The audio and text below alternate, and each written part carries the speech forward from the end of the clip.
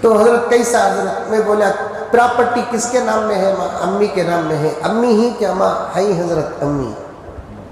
تو پھر کئی کو میں تمہیں تقسیم کرتی ان کا مال انہوں جب تک رہتے ہی رہنے، میرا مال بھائی میری زندگی، میں ہی کمایا جو مال میں میری زندگی تک رکھوں۔ ذرا بچے بڑے ہوتے ہی ماں باپ سے بانٹ ڈالو بول کر بولنے والے بچے وہ ماں باپ کے فرما بردار نہیں ہوتے۔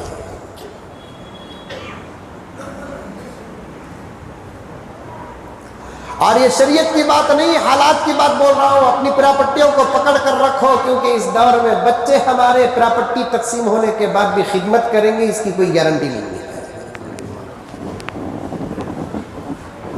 کتنے جنے منڈی ہلا رہی دیکھو، یہاں پورے منڈی ہلائے۔ شریعت کی بات نہیں، پراپرٹی پکڑ کر رکھو، علماء کے پاس لا کر وصیت لکھ کر رکھو، حضرت یہ پراپرٹی اتنی پراپرٹی میری ہے، میرے مرنے کے بعد یہ وصیت آپ بیان کر دے اتنی طریقے سے شریعت کے مطابق، علماء کے پاس لا کر رکھو، امام صاحب کے پاس لا کر رکھو، لیکن پراپرٹیاں پکڑ کر رکھو، کیونکہ پراپرٹی ہی ایک ایسا بریک ہوتا ہے جو ماں باپ کی خدمت کرنے پر بچوں کو مجبور کرتا ہے۔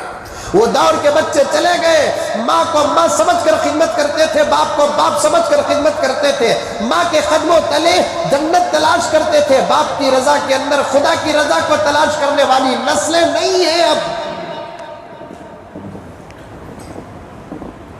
میں کان پکڑتا ہوں، بولنے پر مجبور ہوں، حالات بتانا چاہتا ہوں۔ ایک ڈاکٹر، ایک انجینئر، ایک لائر، ایک پروفیسر تو دور کی بات، آج کل تو بعض گھروں کی ایسی شکایت آتی ہے بچہ عالم ہے لیکن باپ کی خدمت نہیں کر رہا۔ عالم ہے بیٹا، باپ کی خدمت سے دور، حافظ ہے بیٹا، باپ کی خدمت سے دور، مفتی ہے بیٹا، باپ کی خدمت سے دور، مقرر ہے بیٹا، باپ کی خدمت سے دور، واعظ ہے بیٹا، باپ کی خدمت سے دور۔ وہی تو میں سن کر شکایت تعجب میں پڑ گیا، یہ پڑھا تو کیا پڑھا ہے جو ممبر پہ کھڑے ہو کر ماں باپ کی عظمتوں کی تقریریں کرتا ہے، خود باپ کی خدمت نہیں کرتا، خود ماں کی خدمت نہیں کرتا۔ اگر میں اس پوزیشن پر ہوتا جس پوزیشن پر فقہا ہوتے تو میں ایسے لوگوں کے لیے فتویٰ جاری کرتا کہ ان کے پیچھے نماز قبول ہونا تو دور کی بات، ان کے پیچھے تو نماز ادا بھی نہیں ہوتی۔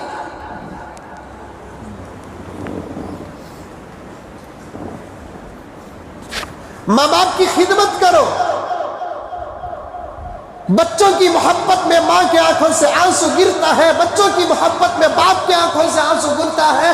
بیٹے کا بیٹی کا کتنا ہی بڑا